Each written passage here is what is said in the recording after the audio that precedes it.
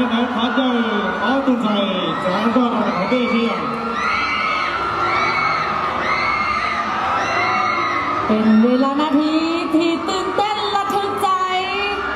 有人去海哇，这人走路过的人啊，撒包天撒倒chấp lời。และตำแหน่งที่พวกเขาจะประกาศต่อไปนี้เป็นตำแหน่ง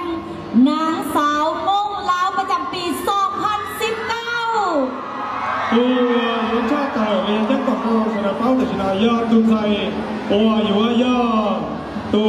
เตาใจวันสังก้นชัวจังหวัดเทพกับตัวแต่ไม่มองยอดเลยจุฬาซึ่งจะได้ของมงกุฎเพชรมูลค่า50 ล้านกีบพร้อมด้วยเงินรางวัล10 ล้านกีบโอ้ยตัวจำนี้อยู่ว่าเตาใจรู้มงกุฎเพชรตัวมีชิ้นยาลักกี้เพียงเยี่ยของผู้ชมดียาเก่าลักกี้ตำแหน่งนางสาวมงลาวประจำปี 2019 ได้แก่ตัวเตาใจวันสังก้นชัวตรงตัวจำนี้ยอดที่ของตัวเรายอดเตาใจดีเลยได้แก่หมายเลขตัวใจดีได้ดาวหมายเลขใดได้ดาวที่หมายเลขได้ดาว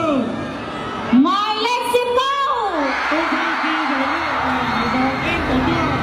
โอเคตรงนี้ก็ไม่ยังมาตัวยอดเราชอบคุณผู้ชมตัวยอดตัวเตาใจไม่ยังจะนี้เตาจะตัวแต่ไม่ได้ว่าตื่นตัวเชื่อตัวแสดงความยินดีนะหมายเลข M19 จากแขวงไซยาบุรีไม่ยังเชื่อเชื่อเตาก็ตัวใจไม่ยังเชื่อตัวเ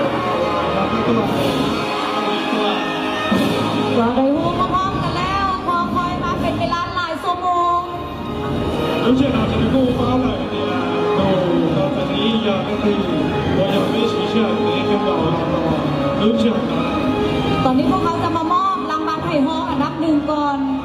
我รู้เชื่อสำหรับผู้อยู่เราจ้องเราจะมีเราตัวเราใส่เราใส่ตัว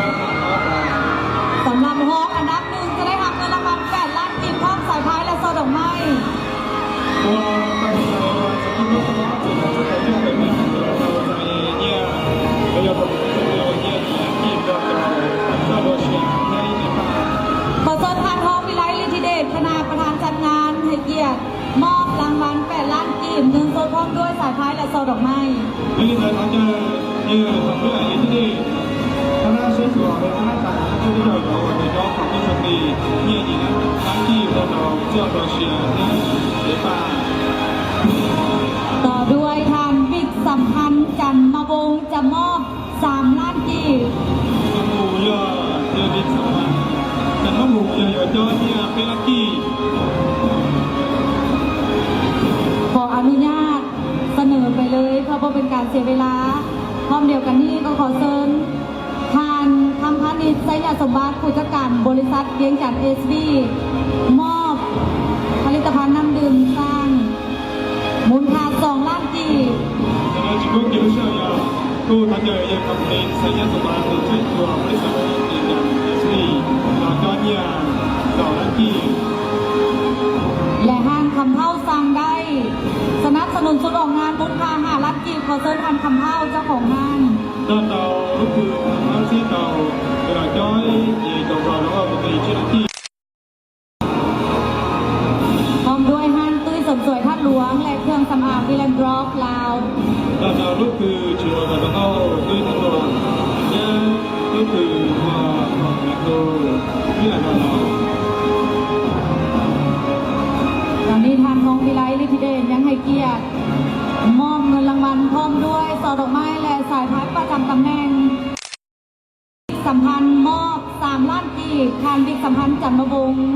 รู้สึกเราเยอะทำให้เราที่ผู้ต่อเจ้าของผู้ช่วยที่เดียวได้ดีส่วนที่ผู้ทำใจบิ๊กสัมพันธ์จะผู้บุกหลักก็ของผู้ช่วยที่เยอะล้านกีบขอบใจทานทองวิไลที่ได้ให้เกียรติขึ้นมอบเงินรางวัล8 ล้านกีบเราจะเราเยอะทำให้เราที่ต่อเนี่ยของผู้ช่วยที่เราส่งมาเชียร์ในนี้มา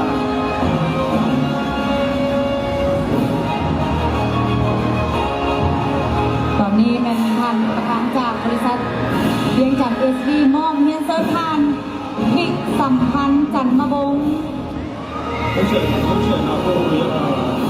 มอบ3 ล้านกีบ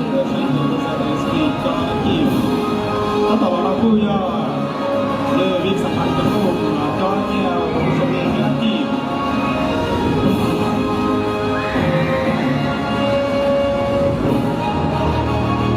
ขอบใจหลายๆต่อด้วยฮัทคำเท่าสั่งได้ เอาจะ到这这个路要เอาที่เรา ขอเชิญทานคำเท่า ไม่ได้ทำใจเขา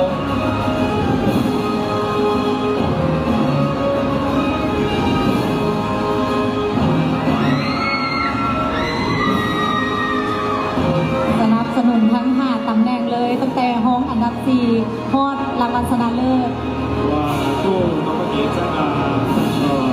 ชี้ตุ้งใส่ว่าเราจะนี้ก็ยังเราจะมาก็จีบชี้จะเราดูว่าเราจะนี้ ขอเชิญทานนางอำไพบันมอบเครื่องสมามวิลันดรอปลาว เจอในห้องก็ดูแค่ที่เรา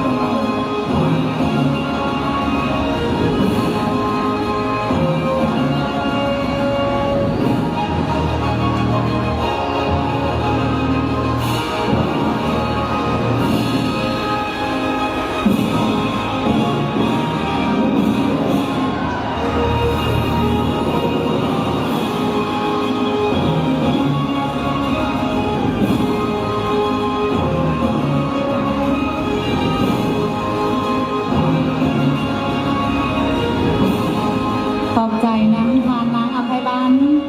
จอเราเนี่ยเข้าไปวันนะ และต่อไปนี้พวกเขาจะมอบมงกุฎประจำตำแหน่งให้นางสาวมงลาวประจำปี 2019 นี่ไหนเชื่อสมราคู่อยู่จอลูกหนุ่มมอง เป็นผู้ที่งามที่สุดและเพียงพร้อมที่สุดในคำคืนนี้ขอเสียงตบมือดังๆให้แน่ ยอตัวคนเก้าชอบหลังที่ว่ากันสิ่งชอบเลยยอจะมาลอยในตอนรู้ว่าเต้นรอเดา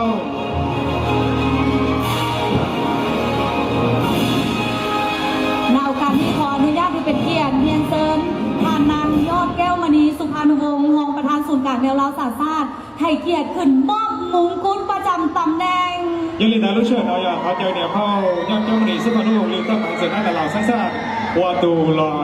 จอลูกก็มองก็ช่วยระยะรู้มงกุฎดอกเป้ตูใส่ก็ช่วยทางอีจอแจ้งก็ช่วย ก็ได้รู้พร้อมๆกันเป็นที่เรียบร้อยแล้วตอนที่พวกเรามาสื่อชมเลยแสดงความยินดีกับตำแหน่งนางสาวมงลาวประจำปี 2019 หรือมิสมงลาว 2019 ว่ากูเราใช้คุณก็ส่วนเป็นที่สุดแล้วยังไงเป้อยู่เราหมู่ใช้หนีจอสามทุกปีเราไม่ต้องสารโดนช่วยต้องเก้าทางอีเนี่ยผมจะต้องช่วย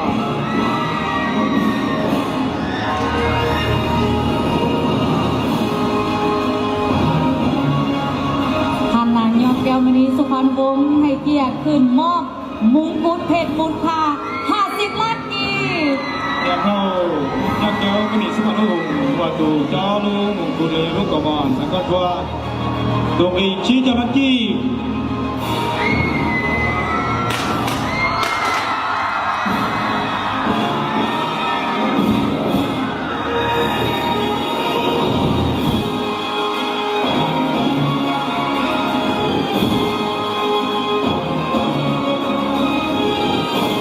เป็นการสนับสนุนจากท่านคำปูวงศ์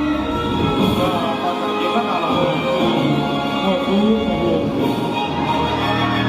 แสดงความขอบใจท่านนางยอดแก้วมณีสุพรรณวงศ์ เขามีวัวจนเราซึ่งมาดูหรือถ้ามันจะได้ขนาดสักสั้น ลำดับต่อไปถือเป็นเกียรติเมียนเซิร์ทานางมณีวันเหยียบเป่าเฮอให้เกียรติขึ้นมอบสายพายประจำตำแหน่ง และซอดอกไม้ สมองผู้ทันเจอเนี่ยเข้าไม่ได้วันที่บอกว่าตัวละจอเนี่ยของรุ่นกับพี่ดาวเก่าซาโดเชีย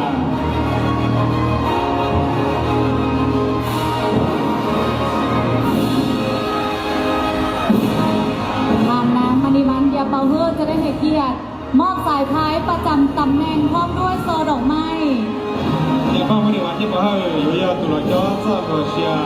วันสังก็ตัวเต่าจะมีกับมันจะก่อตัวเที่ยจอที่เดป้า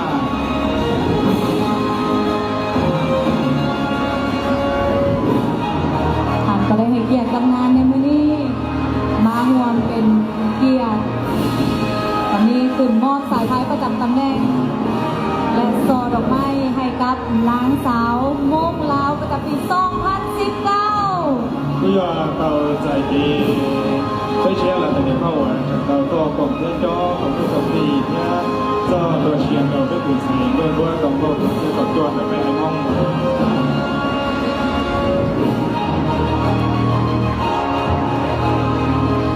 ต่อไปจะเป็นการมอบป้ายเงินรางวัล10 ล้านกีบ สมุผู้ยาอยู่cho nhà bây giờ còn có công ty搞นักกี แสดงความขอบใจเป็นอย่างสูงมายังสองทานที่ได้ให้เกียรติขึ้นมอบมงกุฎสายพายประจำตำแหน่งและซ่อดอกไม้ Nó trong tàu đó từ những tàu ở trạng tàu đỏ cho đô cầm hòn thành con vua rất là xìa thia để bà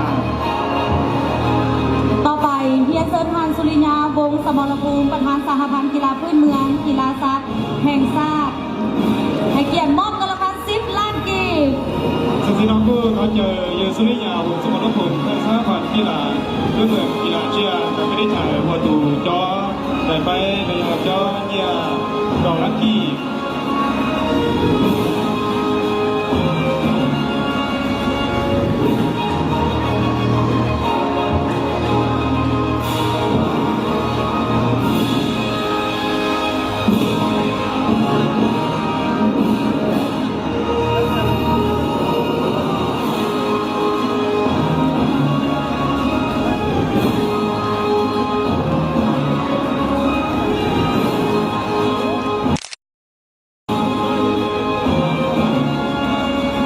แสดงความขอบใจท่าน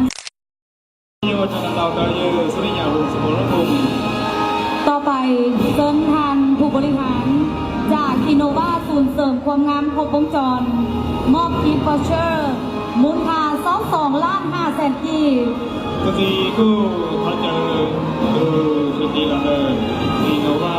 lấy nó sườn chiều thì nó có chơi à lo cho còn chiều thì nó có là công ty mình đó là chi của sẽ kỳ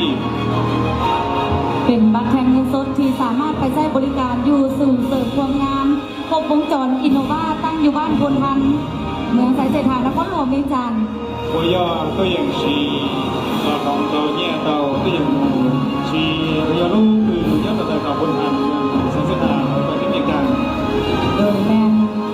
ทานประธานผู้บริหารของศูนย์เสริมความงามดังกล่าวมาเป็นเกียรติมอบ đủ thời có chuyện để nó sửa chỉว่า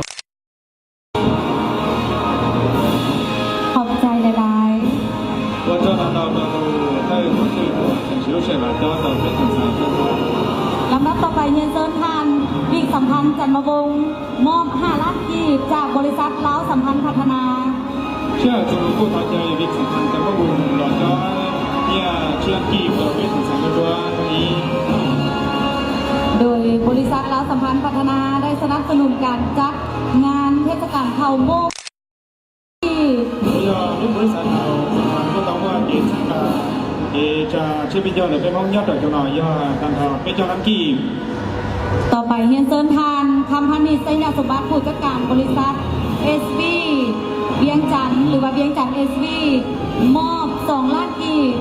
สมมติผู้ท้าใจเยอะกับนิสัยสมบัติตัวช่วยตัวบริษัทอีกอันนึงสปีดแล้วก็ยาวđăng ký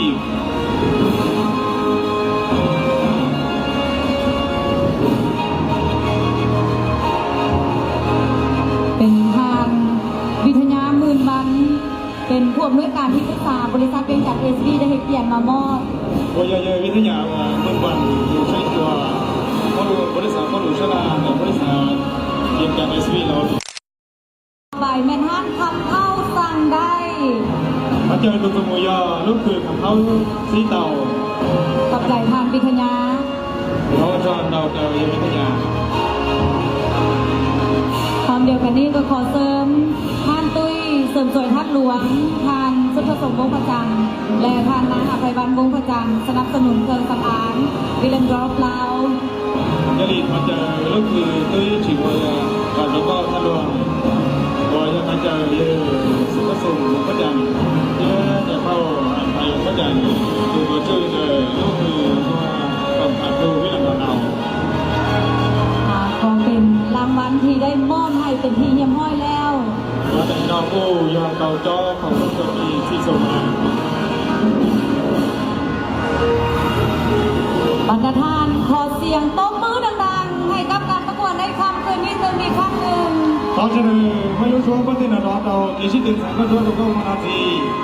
ณโอกาสนี้ขออนุญาตที่เป็นเกียรติเรียนเชิญทานนางยอดแก้วมณีสุภานุวงศ์และทานนางมณีวันยาปะเฮอให้เกียรติขึ้นร่วมถ่ายรูปเป็นทีละหนึ่งพร้อมด้วยคณะประธาน และคณะกรรมการตัดสินทุกท่าน ทุกเชื่อนะท่านจะเดี๋ยวเข้า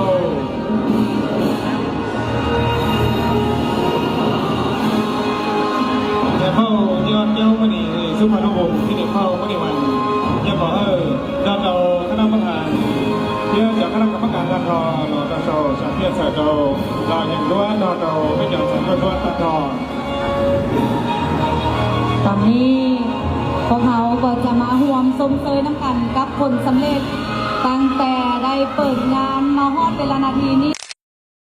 ที่ได้รับตำแหน่งนางสาววงประจำปี 2019 对的，而且那个要而且晚上到旁边有老伙计到自己的给心的在个桌呀，在那个的飞蒙我包到来的独立要多